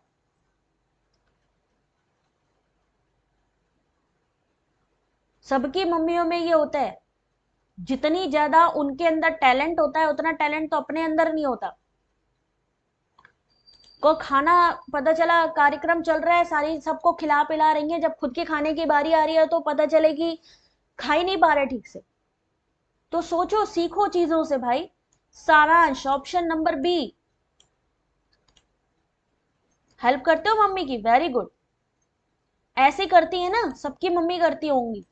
बेटे को, बच्चे को खिला लेंगी और जब अपनी बारी आएगी तो खा ही नहीं पाएंगी। चलते चलते को पता चला अपना खा रही हैं, या खा रही हैं, कभी कभी नहीं भी खाती हैं, नींद आ गई, सो गई, है ना? ई पाठशाला MHRD की संयुक्त पहल, भारत और जो आपका NCERT, उसके द्वारा, NCERT का फुल फॉर्म आता है सभी शैक्षिक संसाधनों के प्रदर्शन और प्रसार के लिए। लक्ष्य संख्या 4 में सतत विकास लक्ष्य, पाठशाला मोबाइल ऐप। आपसे पूछा जा सकता है SDG 4 में पाठशाला मोबाइल ऐप आता है कि नहीं आता है, ये देखो important point. TTS, text to speech Saransh CBSE द्वारा विकसित किया। 2015 को विज्ञान भवन आईसीटी पर राष्ट्रीय सम्मेलन में मानव संसाधन विकास मंत्रालय की जो मंत्री हैं स्मृति जो जुबिन ईरानी, उनके द्वारा लॉन्च किया गया, जिसमें कि छात्रों का प्रदर्शन देख सकते हैं, माता पिता भी, उनके टीचर भी। शाला सिद्धि, एनपीएसएसई यानी स्कूल मानक मूल्यांकन पर शाला सिद्धि राष्ट्रीय शैक्षिक योजना प्रशासन विश्वविद्यालय द्वारा विकसित स्कूल मूल्यांकन के लिए। स्वयं प्रभा, ये तो अभी आपको बता ही दिया था, स्वयं प्रभा पढ़ लेना बस इसको। मतलब इतना कंटेंट है कि तुम लोग पढ़ लोगे ना, तुम लोग को खुद लगेगा कि यार सच में कोई चीज करी है। डिजिटल इंडिया प्रोग्राम कब स्टार्ट किया गया? डिजिटल प्रोग्राम इंडिया कब स्टार्ट किया गया था? और सोचो, उसी मम्मी का नाम रोशन करना चाहते हो कि नहीं करना चाहते हो? वो बेचारी आपके लिए खाना बनाती होंगी कि बच्चा हमारा सक्सेसफुल होगा, वो सोचती होंगी बच्चा मेरा कितनी मेहनत कर रहा है, बना के देती है ना आपको खाना, और आप क्या करते हो? तो अपनी जिंदगी में कुछ ना कुछ मुकाम हासिल करो। When was Digital India program started? Very good job, 2015, सभी को पता है भाई, वाह वेरी गुड। ठीक है, ये तो चीज आपको बताई। Make in India, Bharatmala, Sagarmala, startup India, Bharat net, stand up India, इस योजना के लाभार्थी हैं। डिजिटल इंडिया के 9 स्तंभ स्टार्टिंग में ही बता दिया था। पढ़ना है आपको बस। सार्थक, सार्थक क्या चीज है भाई? दीपिका, आप भी मम्मी हो, क्या बात है, हम भी मम्मी आप भी मम्मी, पता है ना कैसे काम होते हैं घर में। सार्थक recently in news, AIIMS which of the following, सार्थक हाल ही में खबरों में था, किसका लक्ष्य रखता है ये? 13 जून से मोना, यानी आज से अगर हम बात करें, कितने दिन रह गए एग्जाम में? कौन बताना चाहेगा कितने दिन रह गए? 13 जून से एग्जाम है। कुछ कह रहे थे कि पोस्टपोन होगा, लेकिन कोई नोटिफिकेशन नहीं है। सिर्फ वो उड़ाई जा रही है अफवाह, रूमर्स पे मत जाना, नहीं तो अपना पेपर खराब कर लोगे, बता दिया। 13 जून, कितने दिन रह गए? हाँ बेटा, इसी टाइम पर होती है डेली क्लास, 9 बजे, 8:30 बजे, इसी टाइम रहता है। 8:30 बजे के बाद आप कभी भी देख सकते हो। ऑप्शन नंबर 2, प्राथमिक माध्यमिक स्तर पर छात्रों के लिए सर्वांगीण विकास प्रदान करना। सार्थक क्या चीज है? सार्थक, इसको पढ़ लेना भैया, अब इतनी पढ़ाने की हिम्मत नहीं रहेगी, बोल बोल के थक गई हूं मैं। सार्थक, recently the education minister released an indicative or suggestive implementation plan for school education called सार्थक। सार्थक का फुल फॉर्म कौन बताएगा? फुल फॉर्म ऑफ सार्थक। वेरी गुड हीर, कितने दिन रह गए? 14 दिन, 18 दिन, 17 दिन, मैथ में कैलकुलेशन गड़बड़ हो रही है क्यों? 13 जून से एग्जाम है, कितने दिन रह गए? Student and teacher holistic advancement through quality education launched in persuasion of the goal of NEP 2020 and to assist state UTs in the task। यहां से उठा के पूछ लेंगे ना, ये जो ऑप्शन नंबर 1, ये जो इतने आपको लग रहे हैं ना, ये इतनी मैम ने डीपली लिखा हुआ है, ये जब 3 4 5 क्वेश्चन पूछ लेंगे ना, तब याद आएगा मैम को, तब याद आएंगी मैम आपको। क्वेश्चन नंबर 12, जल्दी आंसर करो भाई। G2C initiative, government to citizen initiative, यानी जो गवर्नमेंट अपने सिटीजन को जो है उनको हेल्प करने के लिए, उनको फैसिलिटी देने के लिए जो प्रोग्राम शुरू किए, वो बताइए कौन से हैं?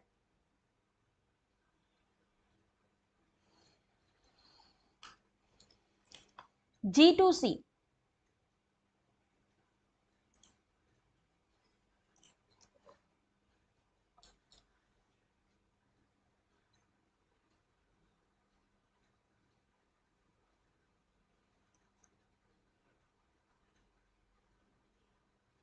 हिंदी में देखिए, ई गवर्नेंस का एक पहलू सरकार नागरिकों के बीच सूचना का प्रवाह से संबंधित। G2C सरकार से नागरिक। G2C पहल कौन कौन सी है?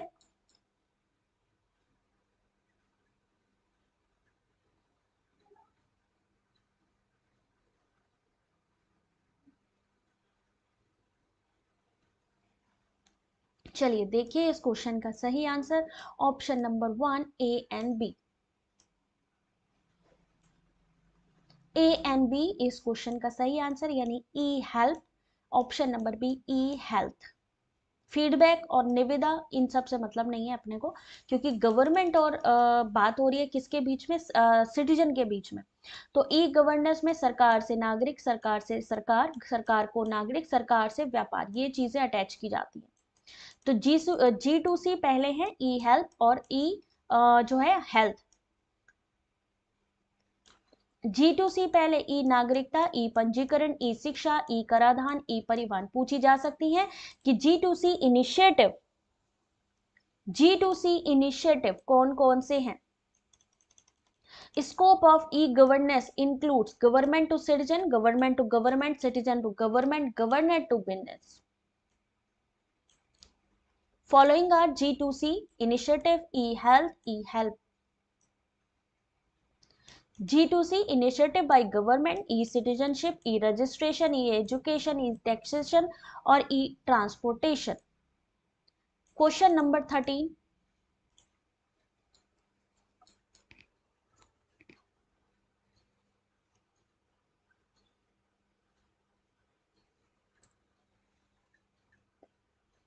भाई देखो, हिंदी का भी बेटा उतना ही रोल है, बल्कि हिंदी का हमारे भारत में ज्यादा रोल है। हेल्पर्स ऑफ इंडिया, इंडिया की राष्ट्रभाषा कौन सी है बेटा? हिंदी है।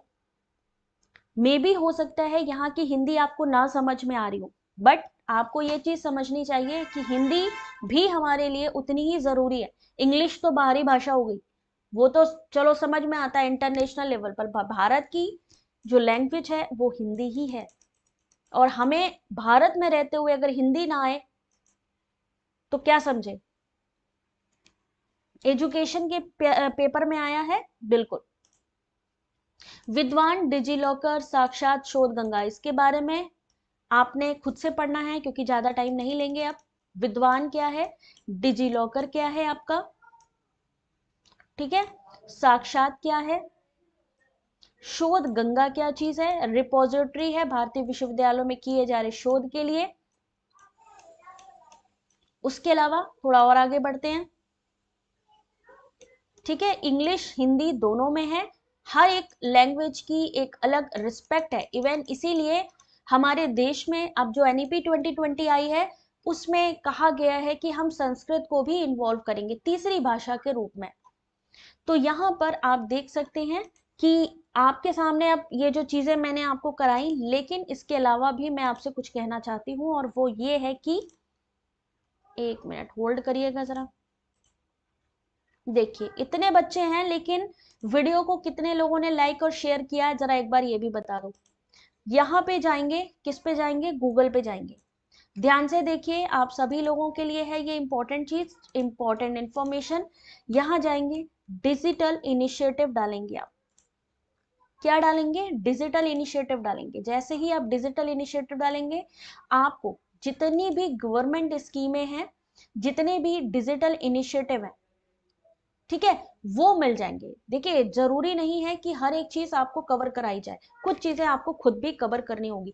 जैसे कि पाई, अब आपसे मान लो पूछ लिया जाए ये पाई का क्या मतलब है ना, जो आपसे पूछता है कि कोई आपको इश्यू तो नहीं है डिजिटल इनिशिएटिव इंफ्रास्ट्रक्चर में, है ना, या आपसे पूछा जाए सर्विस या एम्पावरमेंट, ये सारी चीजें, आधार, भारत ब्रॉडबैंड, ये सारी की सारी चीजें। एक मिनट और दिखाती हूँ आपको।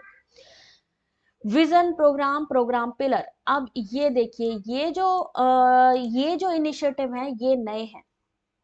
कौन कौन से इनिशिएटिव के नाम याद आ रहे हैं आपको? कौन कौन से दिख रहे हैं? जरा एक बार नाम लीजिएगा। कितने इनिशिएटिव दिख रहे हैं? इनके बारे में नोट्स बनाना है, सिर्फ ज्यादा टाइम नहीं, आधा घंटा या 1 घंटा ही लगेगा। यहां पर देखिए, Umang app, ideate for India, self for society, digilocker, government e marketplace, digi Dhan क्या होता है, आउटरीच प्रोग्राम, गुड गवर्नेंस, ठीक है, transforming India, CoWIN, winning over Covid 19। CoWIN का मोटो क्या है, आरोग्य सेतु का लोगो क्या है या मोटो क्या है या उसकी टैगलाइन क्या है, सेल्फ फॉर सोसाइटी क्या है, ठीक है, डिजी धन का जो अगर हम बताएं टैगलाइन, टैगलाइन क्या है, अगर ये आ गया तो क्या करेंगे, transforming India, Aarogya Setu, services infrastructure पे चले जाइए। ये देखिए, ध्यान से देखिएगा, आधार आपके सामने, मैं आपको दिखा रही हूं नोट्स बनाने का तरीका, जहां से क्वेश्चन आ रहा है और आपको पढ़ना है। ये इनकी साइट दी गई है, Bharat broadband network, common service centre, infrastructure में सर्विसेज की बात करते हैं। कोई भी आपको ये नहीं कहेगा कि यहां से पढ़ लो। Agri market app, accessible India, campaign and mobile app, बेटी बचाओ बेटी पढ़ाओ, हिंदी में देख लो, इसको ट्रांसलेट कर लो, आजकल तो इतनी सुविधा है ट्रांसलेट करने की। बेटी बचाओ बेटी पढ़ाओ, पैसे के लिए भारत का इंटरफेस भीम, अपराध आपराधिक ट्रैकिंग नेटवर्क सिस्टम, फसल बीमा मोबाइल ऐप, डिजिटल एम्स, ई ग्रंथालय, ई पंचायत, ई बिज, ठीक है। उसके बाद यहाँ पे अधिकारिता में आ जाते हैं, थोड़ा सा देख लीजिए क्योंकि आप, भाई टाइम कम है। आधार सक्षम भुगतान प्रणाली, बीपीओ योजना, माई जीओवी, डिजी धन अभियान, ICT, NEBPS, NREGA, soft, open forge क्या चीज है, ओपन फोर्ज से क्वेश्चन आता है, डीबीटीएल, पे गोव इंडिया, प्रधानमंत्री ग्रामीण डिजिटल साक्षरता अभियान, पीएमजी दिशा, प्रधानमंत्री जनधन योजना, ठीक है, प्रधानमंत्री कौशल विकास योजना, स्मार्ट सिटीज, लक्षित सार्वजनिक वितरण प्रणाली, इलेक्ट्रॉनिक और आईटी के लिए विश्वेश्वरैया पीएचडी योजना, आरोग्य सेतु। आपको मान लो आपको नहीं समझ में आ रहा है, आपको लगता है आरोग्य सेतु के बारे में हमें और पढ़ना चाहिए, आप क्या करेंगे, इसी साइट पे ही जिस भी चीज के बारे में आप जानना चाहेंगे, ये गवर्नमेंट की ऑफिशियल साइट है, मान लीजिए आरोग्य सेतु, इस पे टिक करिए। आरोग्य सेतु का ये एप्लीकेशन खुल गया, मैं सुरक्षित, हम सुरक्षित, भारत सुरक्षित। आपसे अगर उन्होंने पूछा कि ये बताइए आरोग्य सेतु का टैगलाइन क्या है, क्या बताएंगे, मैं सुरक्षित, हम सुरक्षित, भारत सुरक्षित। डिजी लॉकर का भी पूछा गया था भाई, ठीक है। यहां पे इसके बारे में ये पूरी की पूरी डिटेल, ये आरोग्य सेतु है क्या, क्या काम करता है, पूरे अक्रॉस इंडिया में कितने लोग हैं, Y Aarogya Setu, digital initiative, ये देखिए आपके सामने, वाई सेतु क्यों जरूरी है, देख रहे हैं, गवर्नमेंट स्कीम। यहां तक कि हम लोग क्या है, हम लोगों के अंदर उतनी अकल नहीं है, अब ये समझो कैसे, क्योंकि अब हम एनटीए की साइट पे चले गए। हम लोग कहते हैं एनटीए क्वेश्चन कहाँ से डालता है, अब एनटीए की साइट पे देखिए, आजादी का अमृत महोत्सव लिखा है, 75 साल पे बनाया जाता है, हम उसको पढ़ते ही नहीं है। फिर नीचे आते हैं, यहाँ पे आपको काफी चीजें देखने को मिलेंगी, जैसे कि ये देखिए, सूचना का अधिकार, right to information, data.gov.in, india.gov.in, my G O V यानी मेरी सरकार, digital India, ministry of education, ये देखिए, ये आ रही हैं ये सारी चीजें, ये सारी चीजें आपको पढ़नी पड़ेंगी, क्योंकि अब वो लेवल नहीं रह गया है जो आप सोचते थे कि भाई पहले के जैसे चलो ठीक है काम चला लेते हैं, ये काम चलाने वाला काम अब नहीं रह गया है। आई होप आप लोगों को मेरी बात समझ में आई होगी। डिजी लॉकर क्या है, डिजी लॉकर को ओपन करिए, जितनी भी नए नए इनिशिएटिव है, यूजीसी के जो नए नए इनिशिएटिव है उसको देखा करिए, डिजी लॉकर क्या चीज है, डिजी लॉकर के बारे में कौन कौन सी सुविधाएं प्रदान करता है ये। अब ये पीडीएफ किधर मिलेगी मैम, ये तो हमने पढ़ ही लेंगे, चलिए आप ये बताइए कि पीडीएफ किधर मिलेगी। तो हम क्या करेंगे, गूगल पे आएंगे, जो हमारे चैनल का नाम है easy notes for you online study .in, क्योंकि हम भारत में रहते हैं, इंडिया में रहते हैं, .in लगाएंगे, easy notes for you online study को ओपन करने की कोशिश करेंगे। जब हम ओपन करेंगे देख सकते हैं ब्लू रंग का लोगो आ रहा है, आपने देख लिया, अच्छा ये अपना ही चैनल है। आपने क्या किया, देखा, पहले क्विज दिख रहा है, आप क्विज में पार्टिसिपेट करना चाहते हैं तो क्विज में पार्टिसिपेट करिए, अदरवाइज यूजीसी नेट पे सिर्फ आप ऐसे टच कर लीजिए, यूजीसी नेट 2023 के प्रिपरेशन नोट्स पीडीएफ के साथ, paper 1 UGC net notes lecture video, question paper. मान लीजिए आपको लग रहा है कि जून वाला सिलेबस अभी कवर नहीं हो पा रहा है, कोई बात नहीं, आपने जो पिछला महीने सिलेबस कराया उसको भी पढ़ लीजिए, फरवरी मार्च के question paper, previous year question paper, ये सारी की सारी चीजें यहाँ पर आपको मॉक टेस्ट भी मिल रहा है। उसके अलावा ये सारी डिटेल, जितने भी लेटेस्ट आपके जो कंटेंट डालती हूँ वो यहाँ पर आपको मिल जाएंगे। यहाँ पर भी आप, हमें एक बेल बनी होती है, उससे आप फॉलो कर लीजिए, जिससे कि कोई भी चीज आपसे मिस ना हो। देख सकते हैं सारे के सारे यहाँ पर आपको पीडीएफ मिल जाएंगे, कोई ऐसी बात नहीं है कि जो आपको नहीं मिले। आ रही है बात समझ में? ये देखिए, ये सारे के सारे कंटेंट कब का नहीं खुल रहा था, क्लासिकल स्क्वायर ऑफ अपोजिशन, ये देखिए पीडीएफ डाली है, इसको आप देख सकते हो, क्लासिकल स्क्वायर ऑफ अपोजिशन खुल गई PDF. Thank you Sarita. DigiLocker और जितने भी यहाँ पर आपके नए नए चीजें बताई जा रही है ना, ये देखिए पीडीएफ खुली कि नहीं खुली, सारी पीडीएफ अवेलेबल है भैया, तो टेंशन नहीं लो, इतने सारे बच्चे हैं भाई, जल्दी से वीडियो को एक बार लाइक शेयर तो कर ही दो, क्योंकि ये बहुत इंपॉर्टेंट है और आप देख सकते हो खुद, ठीक है। अब उसके साथ अगर आपको लगता है कि नहीं भाई मैम बहुत अच्छा काम कर रहे हैं, तो आप प्लीज, आप सबसे रिक्वेस्ट है कि मेंबरशिप ले सकते हो चैनल की, शायद आपके लिए ये 89 रुपीज कुछ नहीं होंगे एक दिन के, मैं आपसे सिर्फ एक मंथ में एक बार मांग रही हूँ, अगर आप मेंबरशिप या सपोर्ट देना चाहते हो तो दे सकते हो आप हमें सपोर्ट, सिर्फ 89 रुपीज एक मंथ के लिए, ठीक है, सपोर्ट करिए, जिससे कि कोई पैसा नहीं लगना है जयश्री, लेकिन अगर आप सपोर्ट करोगे तो हमें बहुत खुशी होगी। आप लोग अगर मिल करके कोई चीज सपोर्ट करोगे तो नेचुरल सी बात है, हमारे लिए भी हेल्पफुल होगा और आपके लिए भी। तो एक दिन का ही अगर देखा जाए तो आज की डेट में 100 रुपए से ज्यादा लोगों का खर्चा है, तो यहाँ पे तो सिर्फ 89 रुपीज की मेंबरशिप है, जिसमें आपकी फ्री लाइव क्लासेस मिलती हैं, जिसमें आपके फ्री कंटेंट, फ्री पीडीएफ मिलती हैं, और साथ ही आपको फ्री टेलीग्राम में जितनी भी क्विज हैं वो आप अटेंड कर सकते हो। तो कौन कौन ऐसा है जो जो है मेंबरशिप ज्वाइन करेगा, जल्दी से ज्वाइन बटन पे क्लिक करके सपोर्ट करना शुरू करिए। और अब मिलते हैं आपसे नेक्स्ट क्लास में, तब तक के लिए अपना ध्यान रखें और सपोर्ट करते रहें।